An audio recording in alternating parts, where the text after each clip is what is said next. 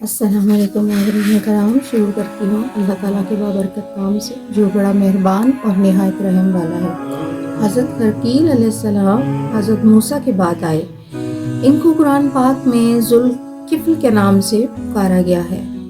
اللہ تعالیٰ فرماتا ہے، یاد کرو اسماعیل کو اور یسع اور ذوالکفل کو، ہر ایک میرے خبر پہنچانے والوں میں سے تھے۔ حضرت خرقیل کو اللہ تبارک و تعالیٰ نے نبی بنا کر بھیجا اور اللہ کے حکم کے ذریعے معجزہ ان کے پاس مردوں کو زندہ کرنے کا تھا۔ انہوں نے اپنی قوم بنی اسرائیل کو جہاد کا حکم دیا۔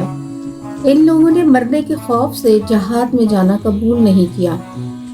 نافرمانی کی وجہ سے وبا میں مبتلا ہو گئے۔ وبا اس قدر تیزی سے پھیلی تو لوگ اپنا گھر بار چھوڑ کر وہاں سے بھاگ لیے۔ ابھی چند کوس ہی گئے تو ایک خوفناک آواز سے سارے مر گئے۔ حضرت ابن عباس رضی اللہ تعالیٰ عنہ سے روایت ہے کہ وہ تقریباً 4000 لوگ تھے۔ وہاب بن منبع کہتے ہیں کہ تقریباً 80,000 لوگ تھے۔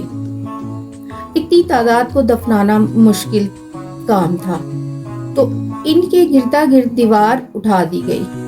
اس دوران حضرت خرقیل علیہ السلام اعتکاف میں تھے۔ جب اعتکاف سے فارغ ہو کر باہر کا رخ کیا تو لوگوں کی ہڈیاں باقی تھیں، گوشت پوشت گل گیا تھا۔ انہیں رحم آیا۔ انہوں نے اللہ تعالیٰ سے فریاد کی کہ آپ نے میری قوم کو ہلاک کیا، اب اسے دوبارہ زندہ کر دے مالک۔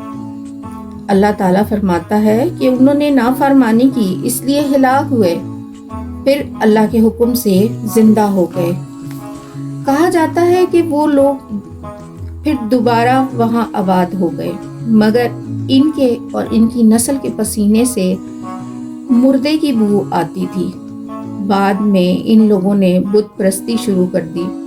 حضرت خرقیل علیہ السلام وہاں سے ہجرت کر کے شام چلے گئے اور وہیں انتقال ہوا۔